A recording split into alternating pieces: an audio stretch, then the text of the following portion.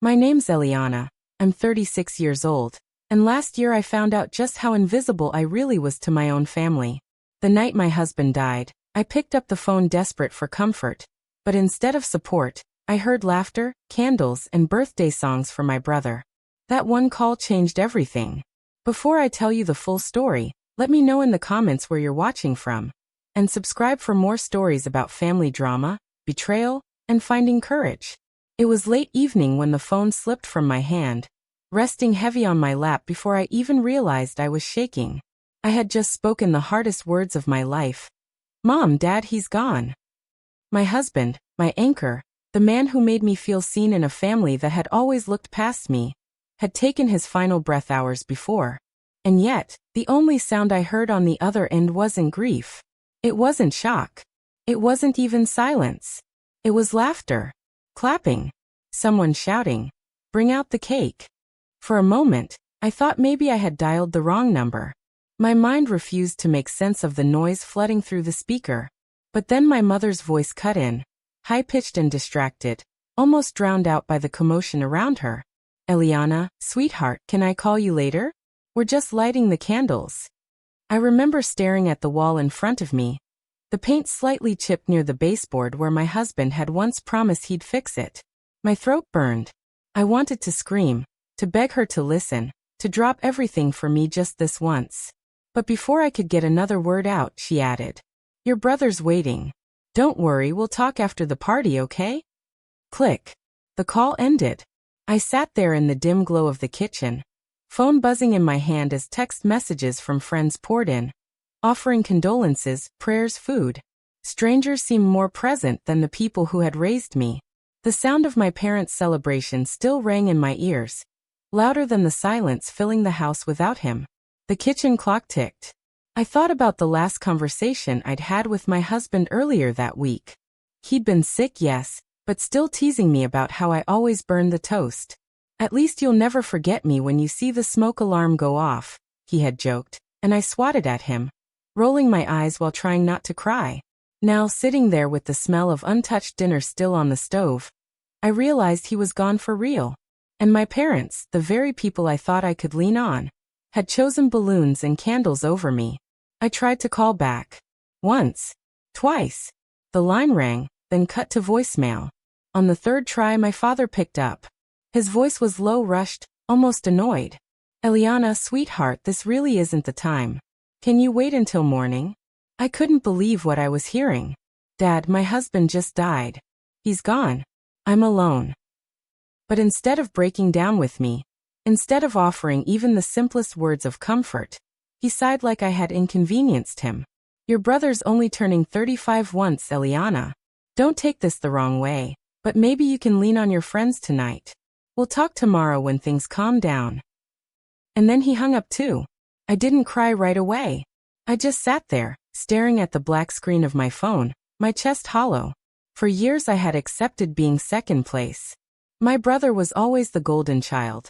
The one with the charm, the family, the job my parents could brag about. I told myself it didn't matter, because I had my husband, and he made me feel like I was finally someone's first choice. But tonight, with him gone and my parents dismissing me like a wrong-number telemarketer, I felt the weight of every ignored birthday, every forgotten graduation, every holiday where my brother's needs came first. The hours crawled by. I moved from the kitchen to the living room, leaving lights on in every room because the darkness felt heavier than usual. The house still smelled faintly of my husband's cologne, the one he wore every Sunday to church. I pressed one of his shirts to my face, inhaling until I felt dizzy. My phone lit up again, this time, a text from my mom. For a moment my heart leapt. Maybe she had come to her senses. Maybe the guilt had finally hit. But when I opened it, the words cut deeper than silence ever could. "Eliana, I'm so sorry. We'll talk tomorrow. Please don't ruin your brother's night." Don't ruin his night. As if my husband's death was a bad joke I'd chosen to drop into their celebration. I needed air. I grabbed my keys and drove aimlessly around town, the roads blurry through tears that finally came in waves. I passed familiar landmarks.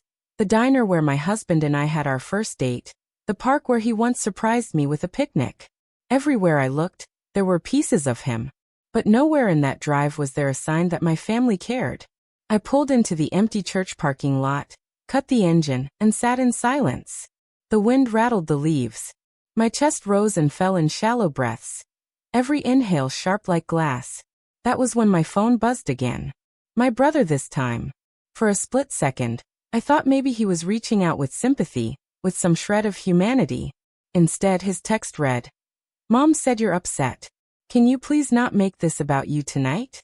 I dropped the phone onto the passenger seat, my hands shaking so badly I couldn't grip the steering wheel. The words blurred, but the message was clear. In my family's world, I was always an afterthought, even in tragedy.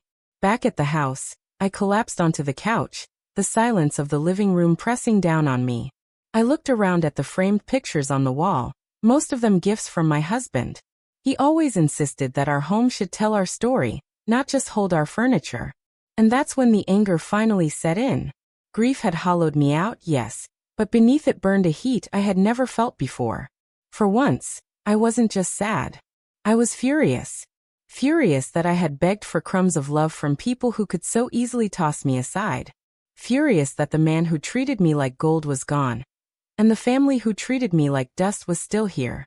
That phone call wasn't just the worst moment of my life. It was the moment everything shifted. The moment I realized I had to stop waiting for my family to change.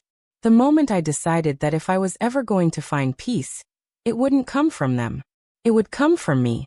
And though I didn't know it yet, that decision would follow me straight into the battles over his estate. The battles where my parents' true loyalties, and my own strength, would be tested in ways I never imagined. That night, after the shock and fury of my parents' indifference began to simmer into something heavier, I sat alone in the living room with only the ticking of the clock for company. The silence pressed in from every corner, reminding me just how hollow the house felt without my husband. But that silence also stirred something inside me. An avalanche of memories I had kept buried for years. Memories of always being second, never the one my parents chose first. It began with birthdays. I still remember mine at 12 years old. I had begged for weeks for a small roller skating party at the rink downtown, saving up coins from chores and tucking them into an envelope. My mom nodded and smiled but never committed. On the morning of my birthday, I woke up to a decorated kitchen, but not for me. Balloons floated in blue and silver with my brother's name scrawled across them. His basketball team had made the playoffs, and my parents decided that was worth celebrating more. I blew out the candles on his cake that night, because mine never came. Nobody even noticed. School events were no different. When I was in 8th grade, I landed the lead in the school play. I practiced my lines in front of the mirror, until I nearly knew everyone else's parts by heart. The night of the performance, I peeked into the crowd searching for my parents. I spotted their seats empty. At intermission, I found out why. They had left after the first act because my brother had a scrimmage game across town. They never returned, and I went back on stage pretending it didn't matter.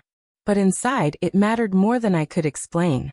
Even in smaller moments, like family dinners, the imbalance was impossible to ignore. My brother, Nathan, was always the star at the table. Nathan made honor roll again. Nathan's coach says he's college material. My achievements, straight as scholarships, promotions at work later in life, were brushed aside with a polite nod. If Nathan earned a silver medal, it was paraded like gold. If I earned gold, it was filed away like a receipt nobody cared to keep. One night in high school, after a long day of exams, I came home eager to share that I had won first place in a statewide writing competition. My teacher had hugged me, saying my essay might even be published. I burst through the door, breathless with excitement. But before I could even tell them, my mom announced that Nathan had been named team captain. Everyone clapped. My news died in my throat, left unspoken. That essay did get published. I cut out the clipping and taped it to my bedroom wall, the only audience that celebrated with me. As I sat in my living room now, staring at the shadows stretching across the carpet, I realized how deeply those moments had shaped me. I had learned to swallow disappointment like medicine, to convince myself that being overlooked didn't hurt. My husband was the first person who ever saw through that facade. I remembered a conversation from when we first started dating. We were at a diner, sharing fries across the booth. He asked casually, "So tell me about your family."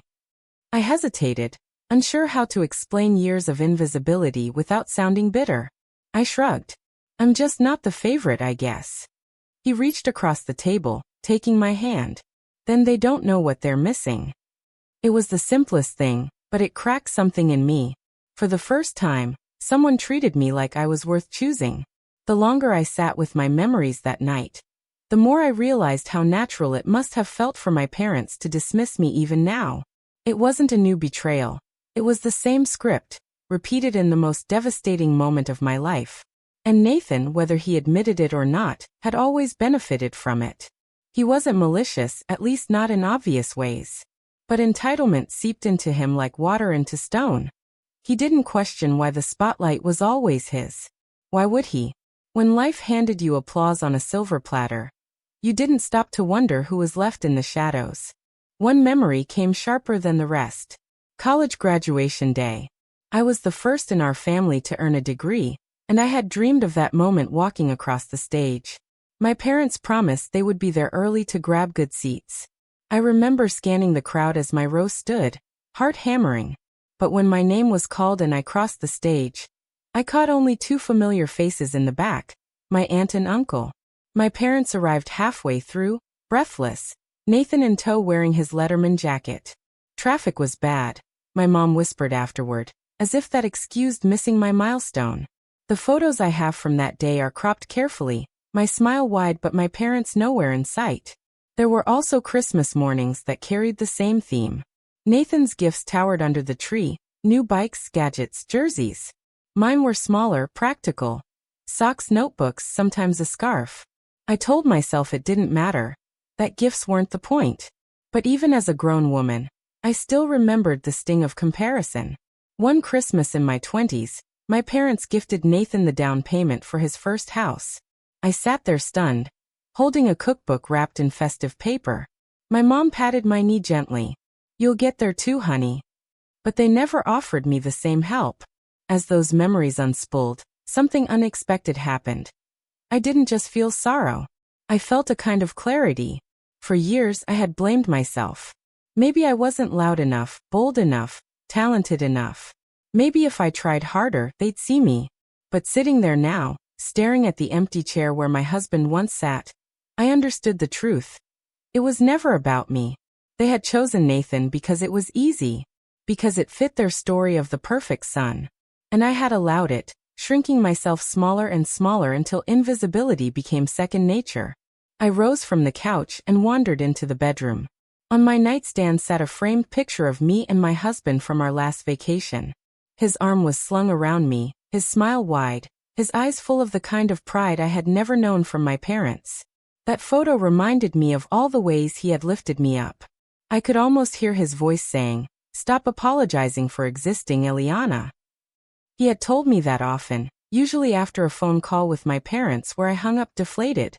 He hated how they dismissed me, though he never said it outright to avoid causing me more pain. But his actions spoke volumes. Every time he introduced me proudly as his wife, every time he celebrated even my smallest achievements. I crawled into bed, pulling the blankets around me, but sleep wouldn't come. The memories kept tumbling forward, each one sharper than the last. The science fair when I was 10, I had built a working model of the solar system. My parents barely glanced at it before rushing off to Nathan's baseball game. The time I sprained my ankle and waited in the nurse's office for hours because they forgot to pick me up. The prom night where my dress was a simple thrift store find because Nathan's tux rental had eaten the budget. Each one stacked like bricks, building the walls of the life I had lived. Always second, always waiting. By dawn, exhaustion finally pulled me under, but not before one last thought carved itself into my mind. If my parents could ignore me in the moment I needed them most, then the pattern wasn't just a memory. It was alive, still shaping my life. And unless I did something about it, I would stay in that shadow forever. The morning after the funeral, the house felt like it had been drained of air. Everything was quieter than it should have been, almost suffocating in its silence. The dishes from the night before were still stacked in the sink, untouched. My husband's jacket still hung on the back of the chair by the door, and for a moment, I almost convinced myself he'd walk in, toss his keys on the counter, and mumble something about being late for work. But the stillness reminded me he never would again. I sat at the kitchen table with a lukewarm cup of coffee, staring at the steam that had long disappeared. My parents were still at my brother's house across town, celebrating his belated birthday. That thought alone burned in my chest. They hadn't even stayed the night after the funeral. They had left early, claiming they didn't want to miss the cake. The anger I swallowed yesterday was back, heavier than ever, mixing with the grief until I didn't know which was stronger. When the doorbell rang, I almost didn't answer. But the knock came again, this time accompanied by the familiar voice of my neighbor, Mrs. Henderson. "Eliana? Honey, you there?" I opened the door to her kind, wrinkled face. She held a covered dish in her hands, something casserole-like. She pulled me into a hug before I could say a word. "You don't have to worry about dinner tonight. I thought I'd bring this over." Her kindness nearly broke me. I felt the sting in my eyes, but I forced myself to hold steady. "Thank you, Mrs. Henderson. You didn't have to." She waved her hand, brushing it off. "Nonsense. That's what neighbors are for. Don't you go forgetting that." After she left, I stood in the doorway, staring at the casserole, feeling a pang of something I hadn't felt from my own family in years, genuine care. They couldn't even pause one birthday party to stand beside me. Yet here was a woman I only spoke to once in a while, stepping up when they wouldn't. The days blurred together after that. People stopped by here and there, offering condolences, bringing food I barely touched. The fridge filled with dishes, but I had no appetite. What I noticed most was the absence of my parents. Not once did they stop by to check if I was eating, or sleeping, or even standing upright. My brother posted photos from his birthday on Facebook, smiling with balloons, surrounded by cake and laughter, while I sat in a house heavy with grief alone. The anger simmered every time I saw one of those pictures. I wanted to scream, to shake them, to demand how they could smile while I was burying the man I loved. But instead, I sat quietly, clutching his wedding ring in my hand, pressing it so tightly into my palm it left marks. One evening, 3 days after the funeral, my phone rang. It was my mother. For a fleeting moment, I thought she was calling to check on me, to say something, anything, that might sound like comfort. "Eliana," she said, her voice calm, almost casual. "I just wanted to let you know we've been talking to the lawyer about the estate. It's important to make sure everything's divided fairly." My stomach twisted. "Fairly?" I asked. "Mom, my husband just died. And you're calling me about the settlement." Her sigh was heavy, as if I was the unreasonable one. "I know you're upset, but these things need to be handled. It's not just about you, you know. Your brother has a stake in the family assets, too." I froze. "My brother? Why would he have anything to do with this?" "Mom," I said slowly, gripping the phone tighter. "This isn't about family assets. This is about my husband. He's gone. And instead of asking me if I'm okay, you're talking about dividing things up." There was a pause, then her voice hardened. "Life moves on, Eliana. You can't stay stuck in this grief forever." I ended the call before she could finish. My hands trembled so violently I had to set the phone down. The betrayal cut deeper than anything I had felt at the funeral. My parents weren't just absent emotionally. They were already looking at what could be taken, what could be divided, as if my pain was just an obstacle in the way of their plans. The next morning, I sat at the kitchen table with a pile of paperwork I hadn't touched. Insurance forms, death certificates, bank documents, all stacked neatly, waiting for me to confront them. I stared at the lines of text until the words blurred. My husband and I had always promised each other we'd handle things together. And now I was left to face all of it alone, with parents who seemed more concerned about what they might gain. That day, I drove to the lawyer's office, clutching the folder like it was the only thing holding me together. The office was sterile, the kind of place that smelled faintly of old books and polished wood. The lawyer, Mr. Reynolds, greeted me with a kind expression. "Mrs. Clark, I know this is difficult. Let's take it one step at a time." His calm voice was a stark contrast to my parents' coldness. As we went through the papers, I realized how much there was to handle. His accounts, his will, the house. Every decision felt like a knife twisting in my chest. But I forced myself to sit there, signing where I needed to, answering questions through a tight throat. When I left the office, the sun was blinding, as if the world hadn't noticed mine had collapsed. I sat in the car for a long time, staring at the steering wheel, replaying my mother's words. Life moves on. For her, maybe. For me, it felt like it had stopped entirely. The following days were a pattern of exhaustion and small betrayals. My brother called once, not to ask how I was, but to suggest we keep things civil, when the settlement talks began. Civil. The word made me laugh bitterly. He was celebrating his birthday while I stood graveside, and he wanted civility? Nights were the hardest. I'd lie awake, staring at the empty space beside me, listening to the house creak. Sometimes I'd hear the faint buzz of my phone, messages from friends asking if I needed company. I always replied the same, I'm fine. But I wasn't. I was unraveling in the quiet, piecing together every sign of my parents' neglect, every memory of being pushed aside. One night, unable to sleep, I dug through old photo albums. There it was again, my brother front and center at every birthday, every holiday, while I hovered at the edge of the frame. Even in grief, the pattern was clear. I had always been second place. But something inside me shifted as I flipped those pages. The hurt didn't vanish, but it hardened into something sharper. Anger gave way to resolve. I couldn't control the way my parents had treated me. I couldn't bring my husband back. But I could choose how I handled what came next. The days after the funeral had shown me exactly where I stood in their world. Forgotten. Dismissed. An afterthought. And for the first time, I realized I didn't have to accept that role anymore. The shift from grief to conflict was almost immediate. One day, I was forcing myself to eat reheated casserole in silence. The next, I was sitting in a conference room across from my parents and brother, staring at a stack of legal documents that suddenly turned my husband's memory into bullet points and numbers. The room itself was stiff, cold air from the vent hummed above us, and the faint smell of coffee clung to the table. My lawyer, Mr. Reynolds, sat beside me, steady and calm, while my parents positioned themselves like it was just another routine family matter. My brother leaned back in his chair, arms crossed, the same smug tilt to his mouth I'd seen in childhood when he knew the odds were stacked in his favor. "Thank you for coming," Mr. Reynolds began, his tone even.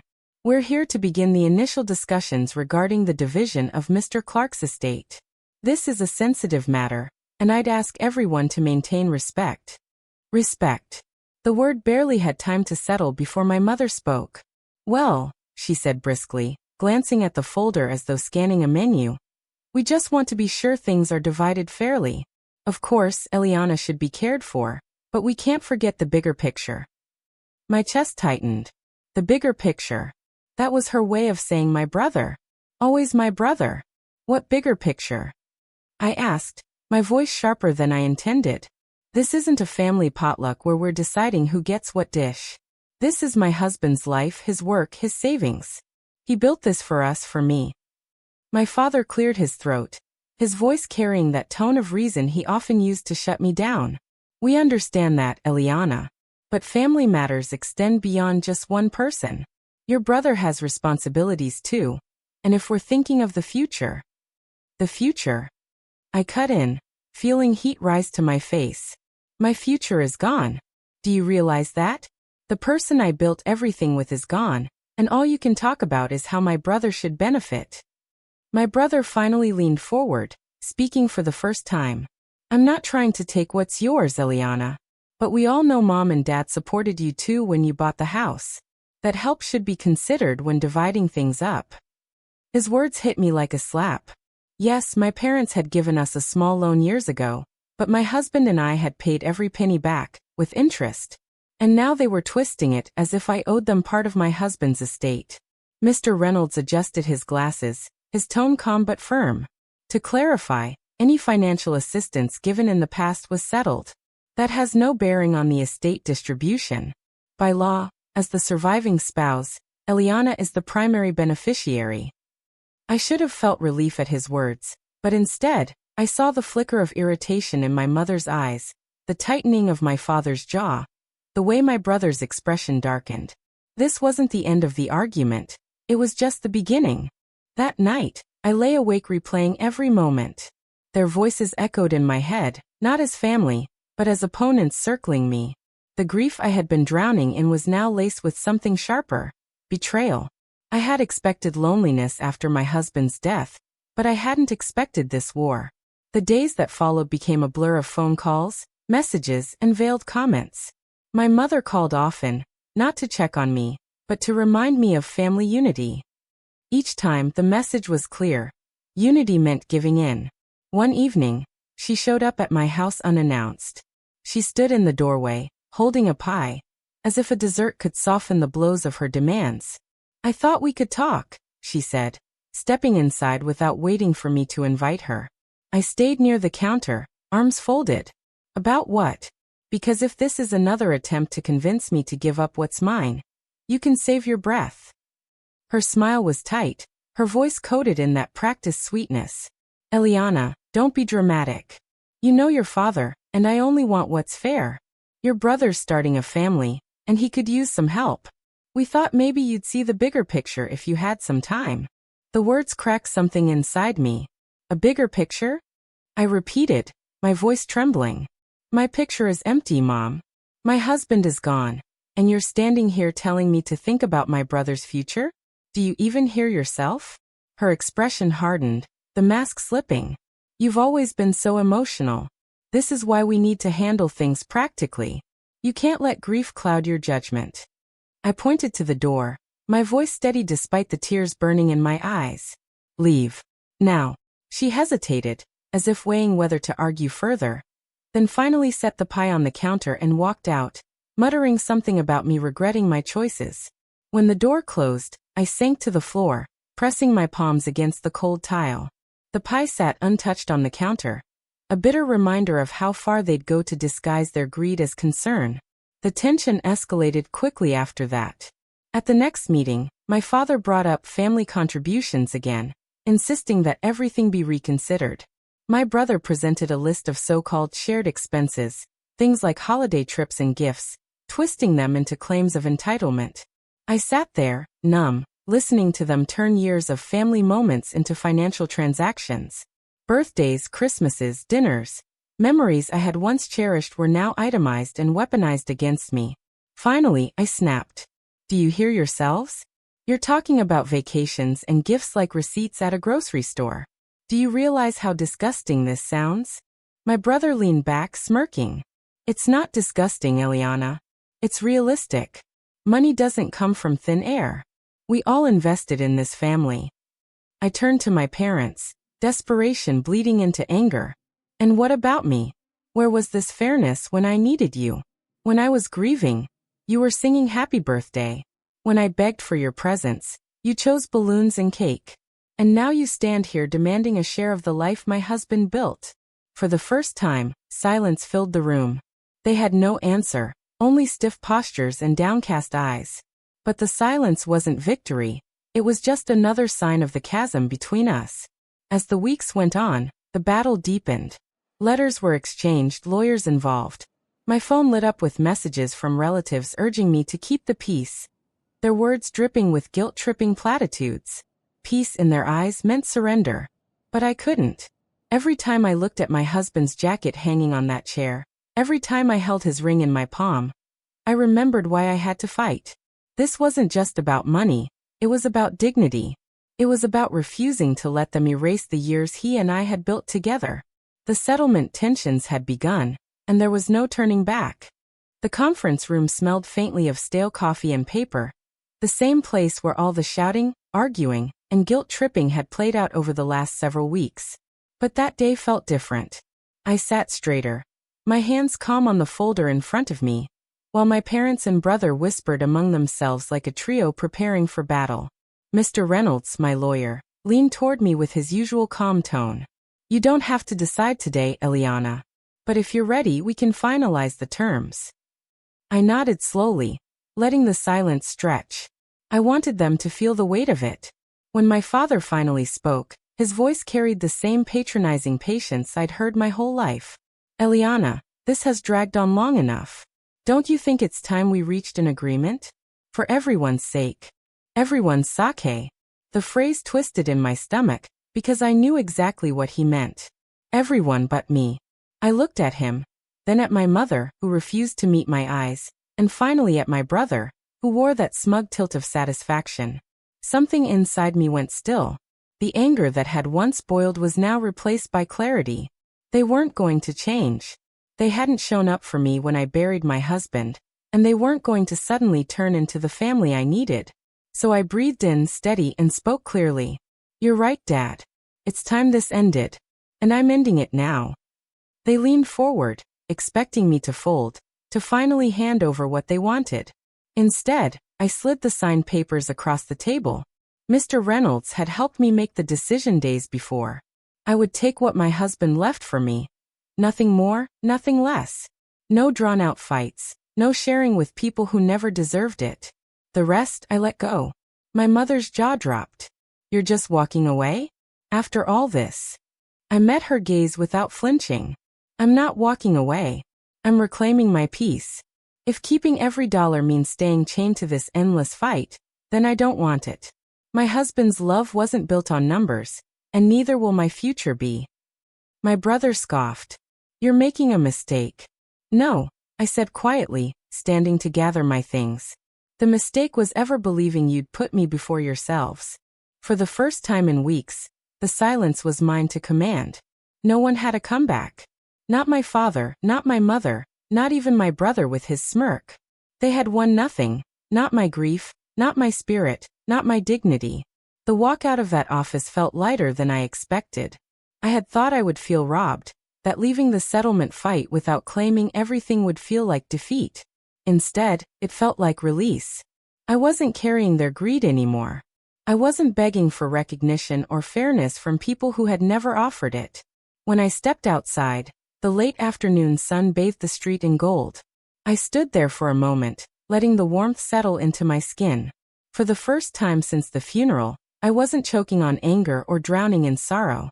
There was space inside me again, room for something other than resentment.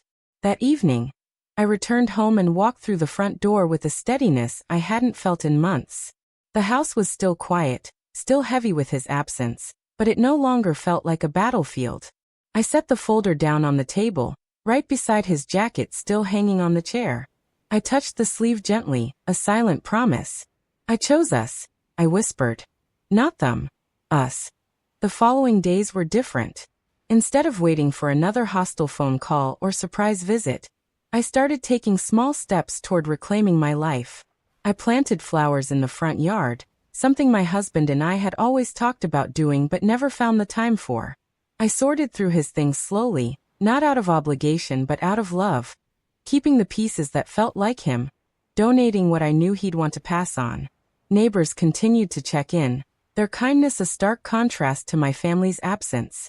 Mrs. Henderson came by one afternoon with fresh lemonade, sitting on the porch with me as we watched the kids down the street ride their bikes. "You're stronger than you know, Eliana," she said, patting my hand. Her words sank deeper than she realized. Strength wasn't about winning every fight. It was about knowing when to step away. Weeks later, my mother called again. This time, her voice was smaller, less sharp. "We didn't expect you to leave it like that." I let her words hang waiting. "You're really not going to reconsider?" she asked, a note of disbelief woven into her tone. "No, Mom," I said softly but firmly. "I made my choice, and I'm finally okay with it." She tried to protest, but I ended the call gently, without anger. For once, I didn't feel the need to argue. Their approval was no longer a currency I chased. That night, I sat on the porch with a glass of tea, watching the fireflies spark in the yard. My grief was still there, it always would be, but it no longer consumed me. Instead, it sat quietly beside me, like a companion I had learned to live with. I realized then that dignity wasn't about pride or revenge. It wasn't about proving them wrong or demanding what I was owed. It was about knowing my worth, even when they couldn't see it. It was about walking away from the chaos and choosing peace. One morning, I drove to the cemetery. The sky was clear, the air crisp. I carried fresh flowers and knelt at his grave, brushing the grass gently. "I thought I'd feel weak letting it go," I whispered. "But I don't. I feel free. You'd probably laugh at me for fighting so hard over paperwork, when all we ever wanted was a quiet life together. A small breeze swept past, carrying the faint scent of blooming lilies from nearby. I smiled through the tears. I'm still here, I told him. And I'm going to keep living. For us. From that point on, I made choices for myself, not for the approval of parents who had never chosen me. I signed up for evening classes, something I had always put off. I started attending a support group, where strangers became friends through shared stories of loss. Slowly I rebuilt. Not the life I once had, but a new one that carried his memory with dignity, not bitterness. And in the quiet moments when doubt tried to creep back in, I reminded myself of the day I walked out of that conference room. The day I refused to be dragged down into their greed and selfishness. The day I chose dignity over destruction. Because in the end I realized, walking away wasn't weakness. It was strength. It was reclaiming the part of me they had tried to bury beneath years of favoritism and betrayal. It was the first step toward freedom.